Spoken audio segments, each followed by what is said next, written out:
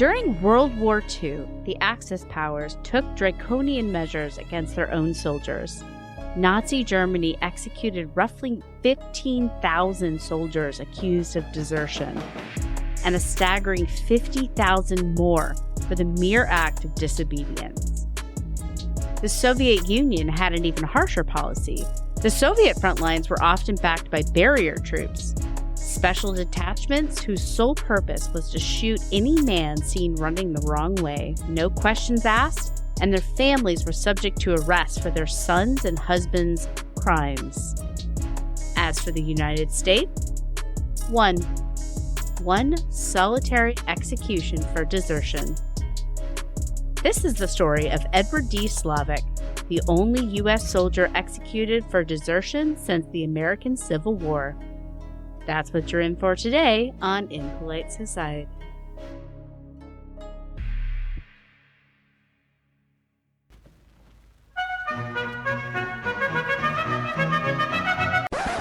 Oh, I just detest rude, unladylike young ladies. I hope you don't mind me being a tad rude.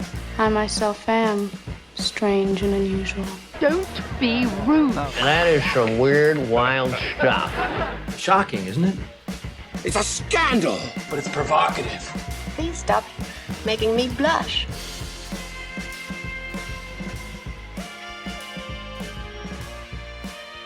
Ooh, I'm excited. It's a World War II episode. And it only took 3 years, 2 intermissions, and 3 kids for us to get to a World War II topic. And yet we're here at last, and I'm so glad that we have adjusted our format a little so I can finally do an episode on this topic, because it is such an obscure piece of history. It's always a shocker to people if you talk to them about this, and when you hear those stats at the top about the Axis, how many of their own soldiers that they killed, people are like, oh, I don't know, maybe America killed a few hundred then, or like 100. No. One. Good guy America. But that's still, just that one seems like a lot for the land of the free. In its oneness, it seems odd, right? Okay, if you did a few hundred, you're like, okay, well, we took it light compared to everybody else. But just this one singular unlucky guy, since the Civil War. It was 80 years from the American Civil War to this World War II execution, and it's been more than 80 years since then. So one guy America has executed for desertion in 160 years. He must have been really unlikable. We will get into it. And so his story, it stayed a secret for a good while after the war. And we're going to talk about that and about what that unveiling looked like. But let's jump into this weird bit of history. Wait, should we introduce ourselves? Oh, shit. Yeah, we should. I'm Laura. And I'm Rachel. This is Impolite Society, right? Yeah, we know that. We know that much. But that's Laura, your World War II loving fanatic. And I'm Rachel, and I'm along for the ride. Fanatic sounds a little bit weird when it comes to war. Laura's really into war. She gets excited. Boy, yo, yo, yo, yo. It revs her engine. Tell me about this guy. Edward Donald Slalovik. He was born in Detroit, Michigan on February 18th, 1920. I couldn't find... Hi, see, Edward Donald Slalovik, born in Detroit, the Motor City. Welcome to America. And I couldn't find too many detailed things about his childhood, but from kind of where the trajectory of this story goes, I can assume he was not born into a family of wealth or high education. His family was Polish, and even in the 20s, Detroit was a rough place. It was the 4th biggest city in the U.S. Immigrants are pouring in to get on Ford's manufacturing line, and with big cities comes crime. And it looks like good old Eddie, as I'm going to refer to him through this episode, and was his, kind of known by name. He just kind of hopped right in. Well, what do you do, right? When you're a poor little Polish boy in the big city, you turn to crime. Apparently. Or sausages. There's only two paths. The Sausage King of Chicago. That's a Ferris Bueller reference. But his first arrest was actually at 12 years old, which does seem a little young, but, you know. Gotta start early. Times are different. And that was for stealing brass from a factory. And he dropped out of high school at 15. And by the time he was 19, he had been on probation 5 times for burglary, petty theft, and assault. And finally, in 1939, he was sent to straight out prison. No more jail, no more light shit. Like, he was sent doing time for stealing a car with his friends. They were all drunk. He was driving. He crashed. They threw his ass in jail. That's a bad idea to steal a car when there's only like 5 cars in the whole town, you know? I mean, it was Ford Ford, Detroit, 20. I bet there was more than 5 cars, but you bet everybody knew everybody. But that's the thing. That early on in the history of cars, somebody jumps in a car and drives away and said, hey, wait a minute, that's my black Model T they're stealing. Mm-hmm. And they're all Model Ts that are black. So how are you going to prove it's your car? It's a fair point. It's a fair point. Well, the jury was convinced because he got thrown in jail. And 3 years later, 1942, Eddie was paroled. But he's keeping on the straight and narrow. He got a job. He met a bookkeeper named Antoinette Wisniewski. Another Polak. Yeah, that's my best guess. And they married at the end of that year. He got a job at a factory. Life was looking good. They got an apartment. He was staying out of trouble. There was plenty of work to be had in America at that time because manufacturing in the U.S. was booming. This is 1942, so it is literally booming. Pretty much every factory was converted into war work of some kind. They're cranking out planes, artillery, ammo, cars, military parts for those boys across the pond. And this is where America gets the idea, creating a giant war machine's very lucrative for our economy. And we really latched onto that gravy train and never let go. Yeah, as Eisenhower said, the military industrial complex, he was in charge of the whole fucking thing. And then when he was president, he got up there and said, this is some shit. But anyway, so all these boys across the pond, Eddie, even though he was a fit 22-year-old man, he was not one of those boys. Because at the time of his parole, the U.S. military considered convicts to be 4F. And if you don't know the terminology, what that means is unfit for duty. 4F, no go. We don't want your ass. That is actually really handy information to kind of stow away if there's ever a draft again. Yeah, you want to aim for 4F. You're looking at 2 future felons right here. Draft dodgers. But a year later in 1943, during a manpower shortage, that top brass of the military, they considered it carefully. And they decided that convicts weren't morally unfit for duty after all. Oh. So they decided that convicts could join the military and be drafted. Isn't that funny?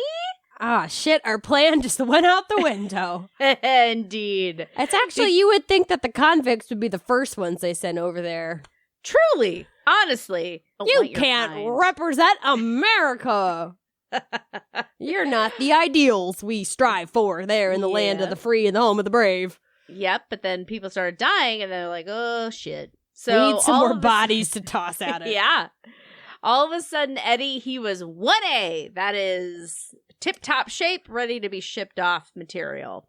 He was drafted, shipped off to basic training in Texas, and to say the least, he was unenthusiastic about the Army. He wrote a bunch of letters, which is sweet. He wrote like a letter a day to his wife while he was in basic training and said how much he hated it. And how is that more about his devotion to his wife or more about how much he hated basic training? Fair. I mean, I guess he could have written anybody, but little column A, little column B. And but the gears of war are turning, and America invaded France in June of 1944. And in July, they sent his ass from Texas to France. Au revoir, Eddie. And in August, he was assigned to a unit in Elbeuf, France. He got on a truck with a bunch of other replacement troops, and they were driven out to their new units. But the town that they were driving into, Elbeuf, I think, started to be shelled as soon as they arrived. And everybody was hiding in trenches. So you dig your trenches, you dive down, and you take cover. Those are the existing soldiers, and those are the replacement soldiers. Everyone is doing that. Battlefield, everything is chaos. And when the shelling stopped, they told the replacements, all right, get up, get out of there, go join your units. But Eddie didn't. And I've read different things. So one was that he got separated and lost, which did happen, to be fair. A battle is chaos. Or the other story was that he had stayed behind on purpose, kind of like, dug Hunkered down. Yeah, like, did a little peep over the edge with his eyes, like, is anybody gone yet? Anybody gone yet? But then the other one that I heard was also that he was too scared and shell-shocked to leave his foxhole. But either of those three ways, he ended up getting separated from the rest of the replacements, and he and another buddy from the replacement depot, they eventually ended up kind of segmenting off and joining a Canadian unit in the area. They drove trucks for the Canadians, they cooked, they lugged around shit, they were behind the lines, not on the front line, but they were making themselves useful for 6 weeks. So I'm having a hard time imagining what this all looks like. Is this more spread out than maybe I'm thinking it is? Yes, because very. Because I'm thinking that they were like 20 feet away from where they're supposed to go, and then they got lost. I don't know. That this is all very unfamiliar territory to me.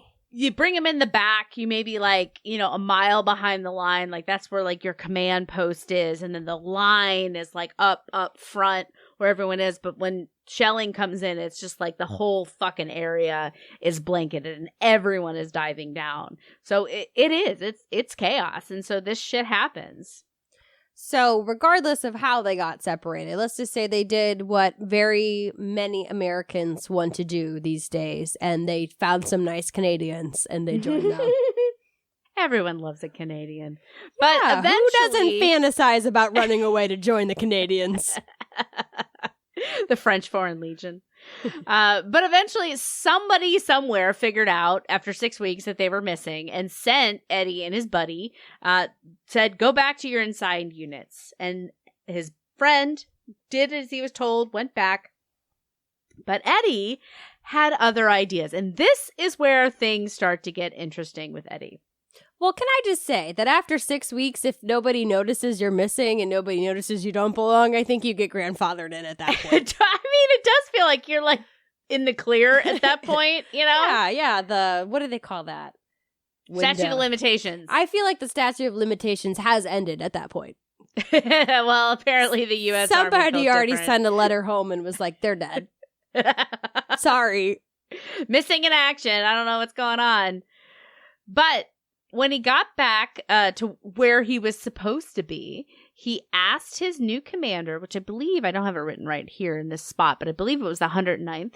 And he asked his new commander if he could be court-martialed for staying in his foxhole back in August when that initial shelling happened.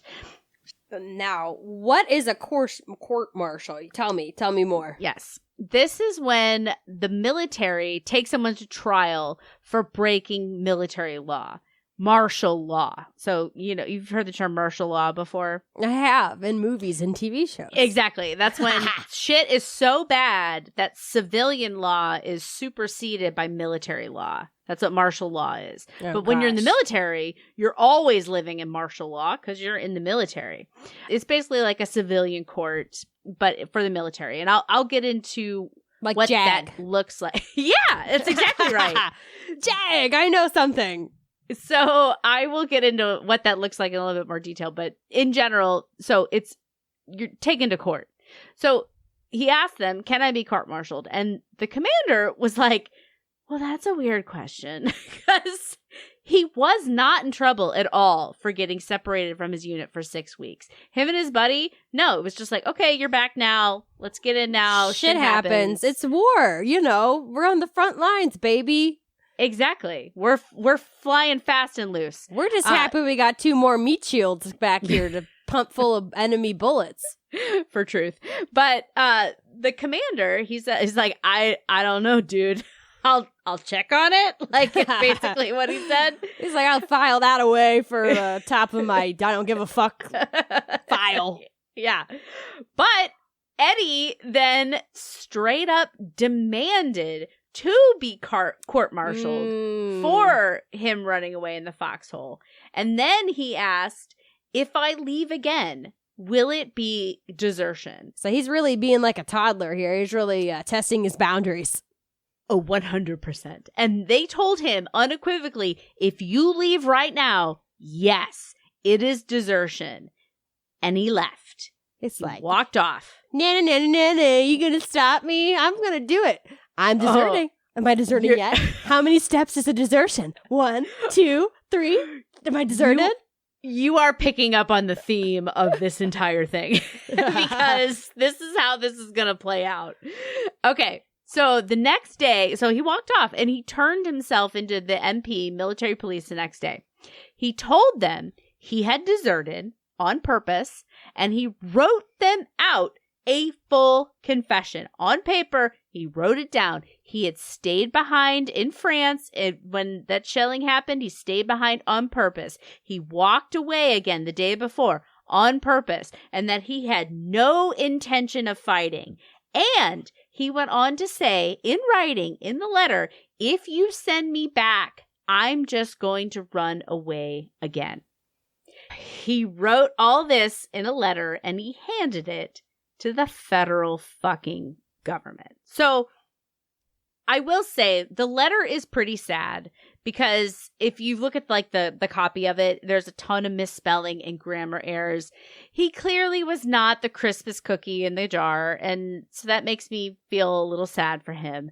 And I am not a huge fan of doing what you're told or following rules. I think you know this about me, Rachel. I don't like to be told what to do.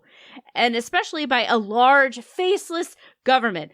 But what I do know is that when you go face to face with the government of the United States and refuse to budge, you lose.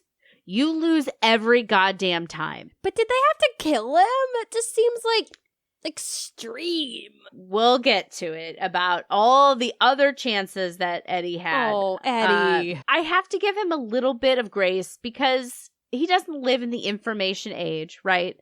That we do. He hasn't seen all the ways that this is played out in the more modern society. I mean, talking about Ruby Ridge, Waco, these are all really extreme answers, but they tell a convincing story that when you tell the government to fuck off and go on and try to go on your merry way, it does not end well for you. He thought he was clever. We gotta use all those toys that we create for our war industrial complex. Yeah.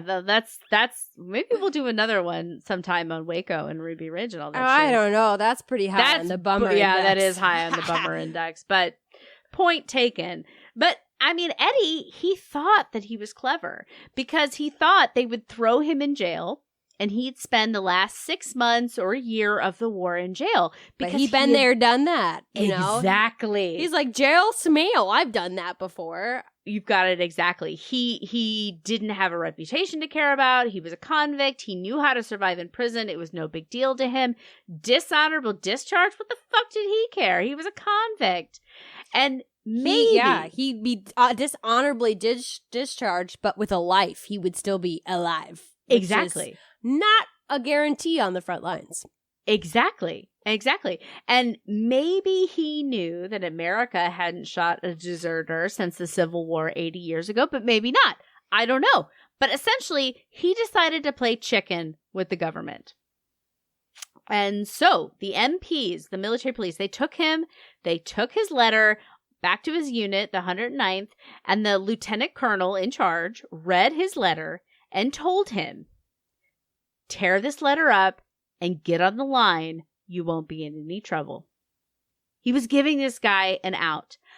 But Eddie dug in his heels. They gave him exactly what he wanted, which was the court-martial. So how many other people have tried this in the grand history of World War II? Like, how many, you probably know, how many boys went over there? Oh, I don't even know that Hundreds number. of thousands, Yeah. maybe? Oh, yeah. Oh, yeah. And so you're telling me Eddie was the only one who was like, well, actually, I'm just not going to fight, and then you do what you do with me, because that's like, I'm getting out of this one way or the other. I'm betting that he wasn't the only one. There was like another 100 or so that were convicted of desertion and sentenced to death, but it was later commuted or taken down lesser, because I have to assume they listened to reason at some point. the deserters or the government? The deserters. Yeah, they were like, and either we're going to shoot you or you're going to go out there and maybe get shot. But it's like, exactly. All of a sudden your odds are shifting in the other way. Yeah, exactly. And so you heard about that guy, Eddie? Yeah, we shot the shit out of him. Oh, again, we're going to talk about that one. Okay.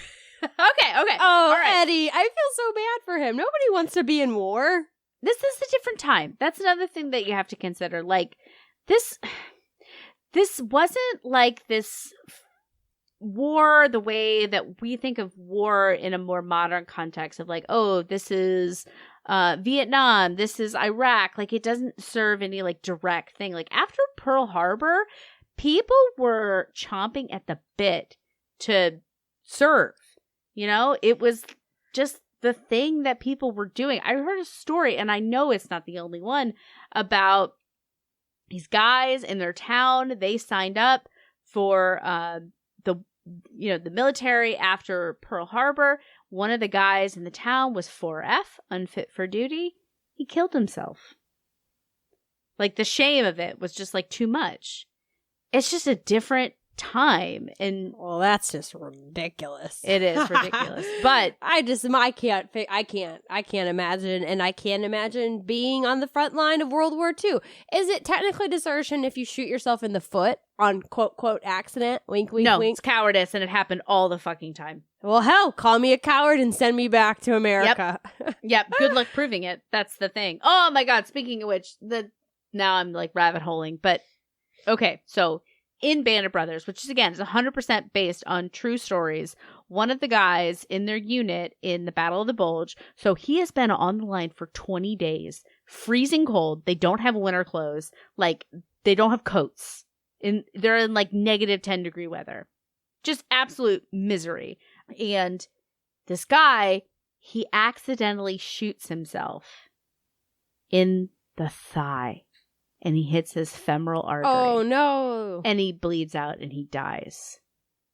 And I had never considered, I was like, oh my God, that's the saddest thing in the ever, because he had a pistol that he put into his pocket and he accidentally fired it. Because, I mean, accidental discharges do happen. But it wasn't until I read one of the other guy's books that he talks about it. He's like, I think he was trying to shoot himself in the foot. Oh. I know! Doesn't that make it even worse? Bled out, minutes, gone. Dead. Even if you think that's what he was doing, don't put that on his name after he's already fucking dead. Yeah, just let he him. was the only one that did. I mean, yeah, what the fuck, he was the only dude? guy who mentioned it. Yeah, like no. If you see your buddy trying to get out of it and he accidentally kills himself, you say, "Oh, nope, that was a brave guy. We tried to pull him from the line. He said, no, I'm going to stay here and bleed." You know, you don't put that on somebody's fucking dead, asshole.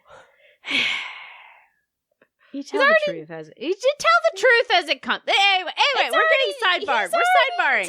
Dead. Oh my goodness. You got to shame him. Well, we don't know what happened. I think he put it in his book. The guy who wrote it, he was like, I don't know what happened, but I thought maybe part of me that this might have been the case. And I'm like, good for him for telling the truth, about what he thought. He never said, oh my God, this is exactly what happened. He was saying, maybe this is what happened. Yeah, that's like saying somebody who hung themselves like, well, I have a hunch it was autoerotic asphyxiation. Like, why even bring that to the table? Just okay. Let the dead lie. All right, fair. Point taken. All right. Point, Rachel. Take that, dick winners. That wasn't dick. It was Donald Malarkey, who wrote He's that full of it, that's for sure. It's Malarkey. bullshit. That was his nickname. Okay, all right, back to it. So, they gave Eddie exactly what he wanted, which was a court-martial. So a court-martial, like I said before, it's pretty much like a civilian trial, but takes place in the military. Everyone in the trial is military servicemen. So the judge, the lawyers, the jury, everybody. This is how military enforces its laws. And the reasons for a court-martial, it can go from dereliction of duty, which is the dumbest shit, up to murder and war crimes. So let's be real, those two don't come up that much, I imagine. They tend to sweep that under the rug. You would be wrong. I will talk about this later. So punishments, they range anywhere from being demoted or fined, imprisoned, or death. So it's pretty much the regular justice system, right? It goes to parking ticket to mass murder, you know? It flops either way. This is not in the pamphlets that they give out at high schools. They certainly do not. Yeah. You can be killed for dereliction of duty. Well, no, you can't be killed for dereliction of duty. Oh, I'm sure someone has. I'm going to say no. I'm going to stick to this is the only guy. I mean, because technically this is dereliction of duty, right? It's desertion. And this is the guy. This is the only guy. Okay, but so under the Articles of War in the U.S., the penalty for wartime desertion was death or, quote, such other punishment as a court-martial may direct. So in other words, they've got free will. They can give him a fine or they can sentence him to death. Which makes the death even more egregious, in my opinion. But, you know, it is what it is. So, okay. One of the officials on his case, Lieutenant Colonel Henry Sommer, he gave him yet another chance, good old Eddie. He told him that if he was found guilty, he could either be in for a long prison sentence or death. And he gave him a way out before they even started the court-martial, the trial. They said, go back to your unit right now and we will leave you alone. And he said no. And he said, Sommer, he said, we'll give you a different unit, a non-combat unit. Just go back. He said no. Oh, Eddie, that's where you made your mistake. Yes. Because they were just like, we really don't want to do this. This is not good PR. Eddie, Edward, please. just don't make us do this. That is what happened. So, weeks later, on November 11th, 1944, Eddie went to his trial in Röttgen, Germany. Again, best guess here, people. I'm not Googling this shit. And for a little bit of context, let's look at how war was going for America right then in November of 1944. In the summer, I have questions. Yeah. So in the summer of that year, Americans were like, oh, we got this, folks. We came in hot on D-Day. We're crushing it in France. We're going to be done by Christmas. This is going to be over and done with. But no, the Germans, they were not giving up as easily as anyone had hoped. Americans, they're fighting tooth and nail in the Röttgen forest, which is particularly rough. And this was just, I looked it up on Google. I think it was like a 20-minute drive from where Eddie's trial is happening. So he's being court-martialed for desertion 20 minutes away. You have men that are freezing cold, dying on the line. So I think you can kind of see where this is heading a little bit in terms of like not in Eddie's favor. Like all the people who are trying him are military men. They are involved in this and they send them back behind the lines for a while to do this trial. And then they send their asses back. So they see the suffering and the hardship that's happening out there. And then this guy who's like, I don't wanna. Exactly. So the trial, it was not to determine guilt because Eddie's confession, which he wrote down and waved around all willy-nilly with all of its misspellings and grammar errors, that made a pretty moot point in terms of guilt. What they were meeting really to talk about was what his sentence was going to be. And at that point, there had been about 3,000 U.S. soldiers tried for desertion since the start of the war. So like you said, he wasn't the only one. And 48 had been sentenced to death. But none of those deaths had actually been carried out. They had reduced it to imprisonment after that initial decision. And the U.S. had executed 140 soldiers from the start of the war, but those were for murder and rape, not desertion or cowardice. Wow, I did not know any of that. That's 140 since this whole thing started. This is just in World War II. Yeah. Mm-hmm. Huh. I never would have known. Yeah. During the trial, there were witnesses who came in straight from the battlefield just a few miles away in the Hurtgen Forest, wearing torn and muddy uniforms as they testified. And, these are people who are testifying. Yes, that is Eddie. Yes, he was assigned to the 109th. No, he didn't show up. Yes, he handed me a letter. Like, it's not like they were up there, being like, this guy's a jerk. They're giving them the absolute facts of what happened. Yeah. And against the advice of his military attorney, Slalovik refused to testify in his own defense. He never said a word during the entire trial, and his lawyer, in fact, made a point.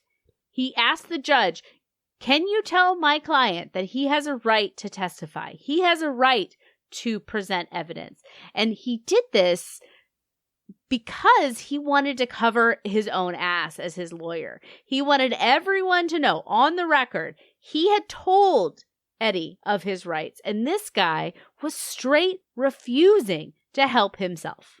So he was trying to avoid a military mistrial lawsuit or whatever. Yeah. He's saying, you know what?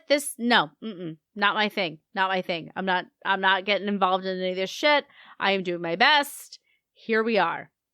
And the trial only lasted about an hour. And when the jury voted... That's efficient. Yeah. It was unanimous. Death. And specifically, shot to death by musketry. So the military, they also used hanging as a method of capital punishment, but that was usually reserved for murderers and war criminals. The firing squad was considered the more honorable way to go, and that's what they had decided.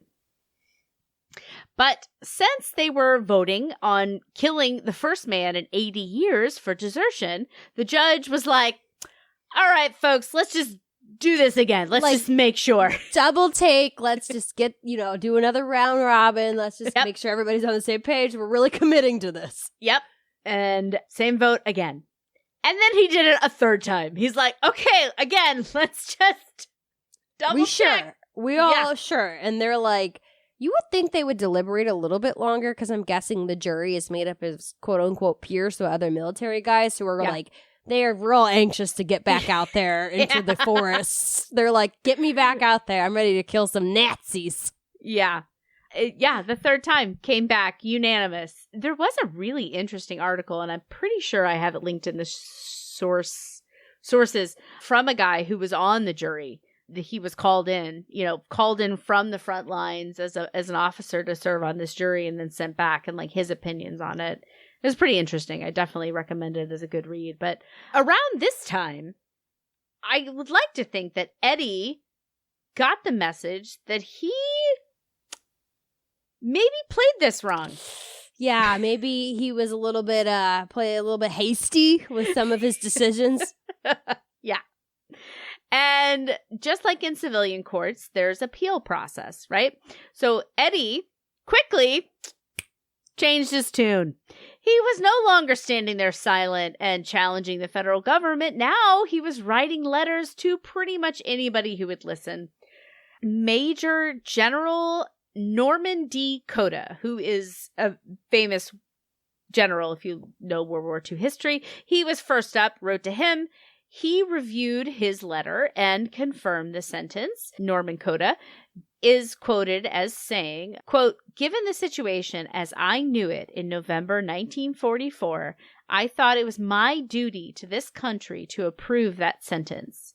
If I hadn't approved it, if I had let Slalovik accomplish his purpose, I don't know how I could have gone up to the line and looked a good soldier in the face. End quote. And I think that there's a particular line in here that is of interest. If I had let Slalovik accomplish his purpose. Which is just getting out of fighting? No, his challenge.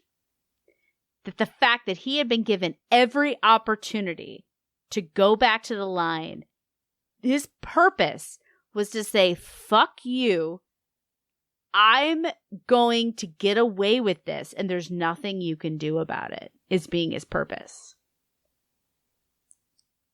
Yeah, I guess just different times, because is that worth someone's life? I don't know. Everything was life and death on those. And literally. Yeah, we can't even begin to understand. Totally. It's a completely different world to consider. And so, yeah, thinking like you've got all of these men under your command who have families and lives and, character, lives worth living. Everyone has a life worth living. And all of these people who were there because they were drafted or because they volunteered, they're all there doing what they're supposed to be doing. And there's one guy giving the middle finger and saying, no, I'm gonna beat you at this game. But if you think about it, if every soldier was like Eddie, there would be no war. True, but it's just like a union, right? You can't expect everyone. They're just trying to get a union together. Not everyone's gonna strike. And then what would have happened if we hadn't been there? What would have happened? You'd be living under Heil Hitler right now? Oh, we never would have taken over America. What are you talking about? There were plans. Not true. Yeah, they were plans. Plans? That doesn't mean they're true. We're planning to not overeat tomorrow. How's that going to work out? No, I mean, that's fair. But England was very much so in the firing line. Like, everyone is surprised that Hitler never actually went over the canal to England. You get what you give, you imperialist. That's all I say about that. Oh, all right. We're leaving that for another day. JK, we love the Brits. We love their baking, as we discussed prior to the start of this episode. Just more taste. I will say more flavor. All right, so next up in the appeal line for Eddie Slalovik was the big man, Supreme Allied Commander of the Allied Expeditionary Forces and future U.S. President, Dwight D. Eisenhower.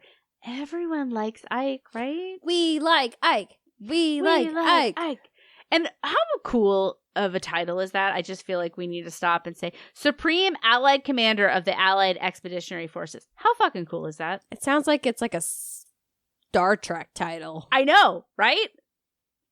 I love Eisenhower. He's the best. Anyway, and so, of course, the big man, he's a little busy. All right, he's winning this goddamn war. So he didn't actually review the appeal. But honestly, it does seem a tidbit odd to me. This is an exceptional case, right? But he busy.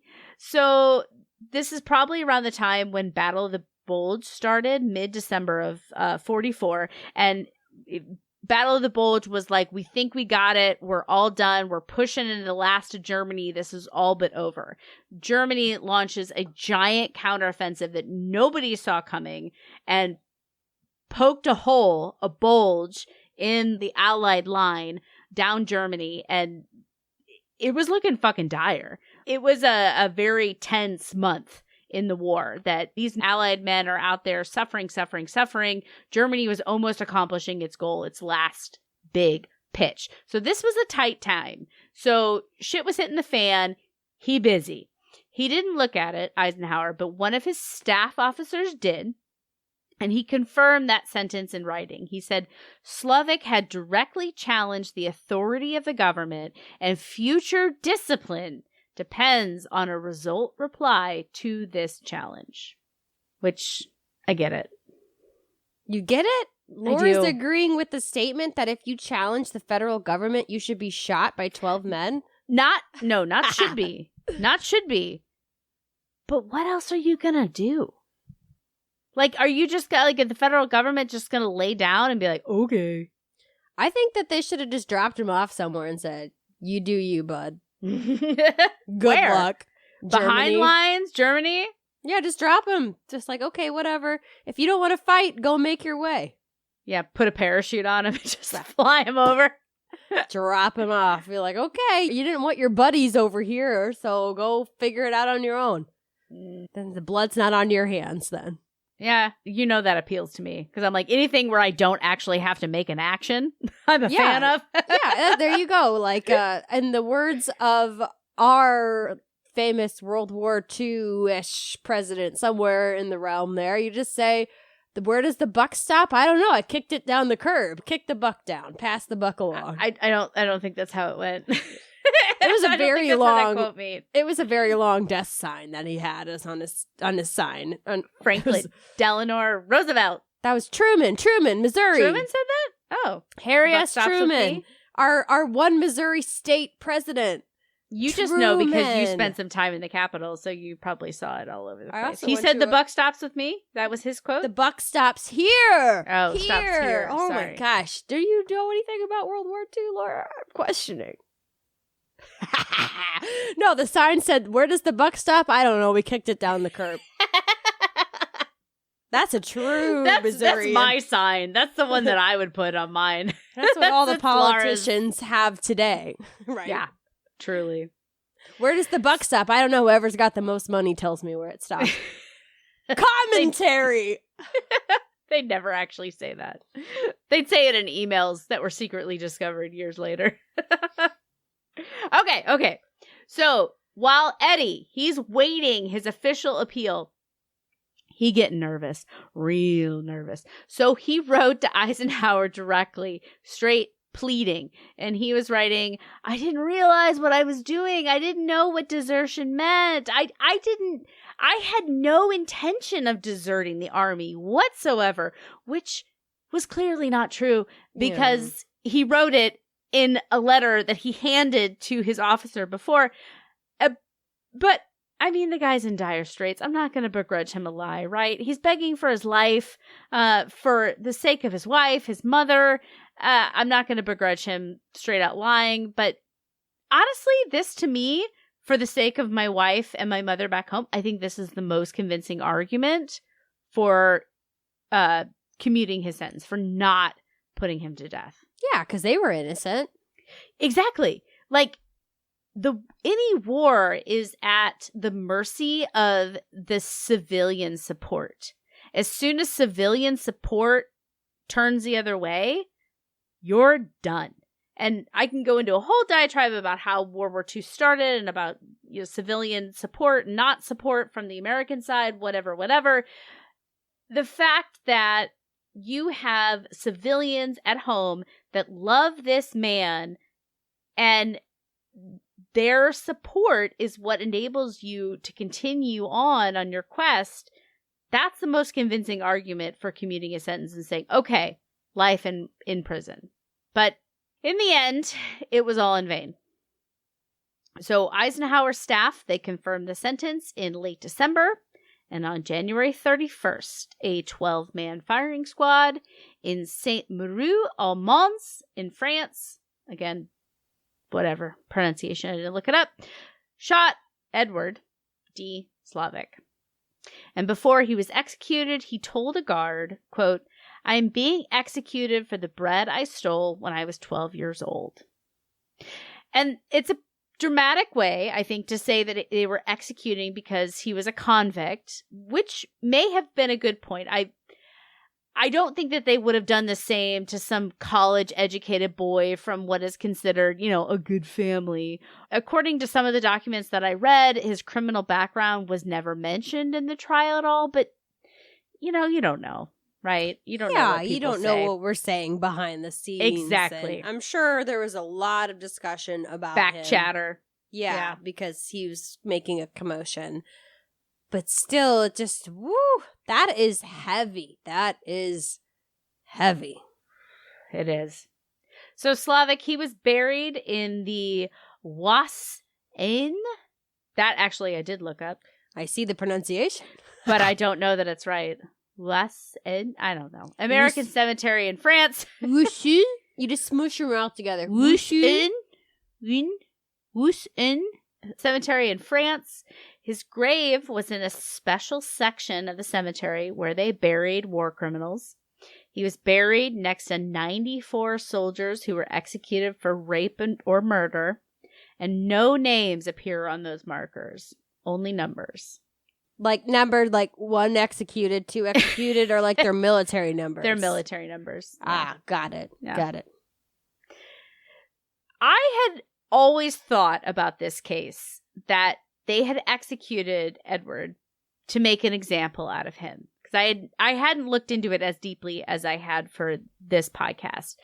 But if that were the case, they really could have done a better job at spreading the news because nobody talked about it at all. I thought, okay, so they executed this guy, made an example out of him, so people knew if we deserted, OMG, they might actually put a bullet in it. Yeah, shoot me to death. Yeah, but they didn't. The 109th, which was Edward's unit, but neither Coda or Eisenhower announced it to their commands. No newspaper, civilian or military, ever announced it. And even Slalovic's wife, Antoinette, she didn't know. All they told her was that her husband had died under dishonorable circumstances. And what a fucking head trip for that woman. I mean, what in the world would you think if your husband went to war and that's what they told you? And then you find out, I'm sure she found out at some point, right, that it was actually the army that killed him. Mm-hmm. That's rough because you're going over there and you are thinking like they might die, but you don't think it's going to be at the hands of their own friends over there, you know? Yeah, totally. And even like, okay, he died under dishonorable circumstances. What the fuck does that mean? You know, as a civilian hearing that about your husband's death, you're like, dishonorable circumstances. What does that mean? Yeah, it's really rubbing the salt in the wound. Truly. And poor Antoinette. Your husband died, but he was also a real bitch about it, you know? For real. This poor woman. And she didn't receive a dime of Eddie's $10,000 death benefits from the military because dishonorable circumstances. They didn't have to pay out his life insurance. And she did not learn the truth about her husband's death until 1953, 9 years later, after he died. And the only way she learned about it was when William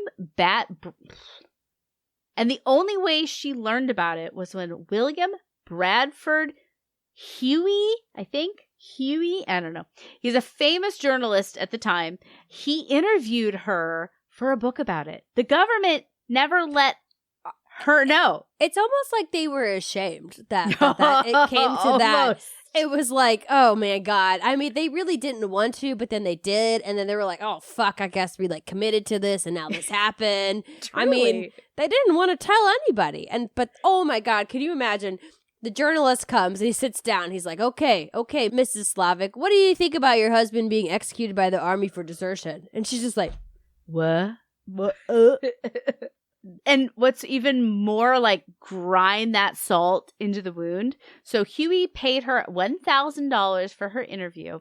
He went on to make a shit ton of money on those book sales. He sold the movie rights to Frank Sinatra for an ungodly amount of money. And this poor woman, all this time, while he was doing all this shit, making all this money on the book, selling the screen rights, all this kind of stuff, she's just trying to get the military to send his body back to the States and out of that unmarked graveyard. And she did not accomplish it. She died poor, without any fucking money. Huey went on to make millions. She died without that wish being fulfilled. But her sisters, they finally made it happen in 1987. They shipped his body back, finally. And so he and Antoinette, they are finally buried next to one another in a cemetery in Detroit. I think the lesson is you can take on the U.S. Army, but no force is as strong as that of sisterhood. No, that's sweet, actually.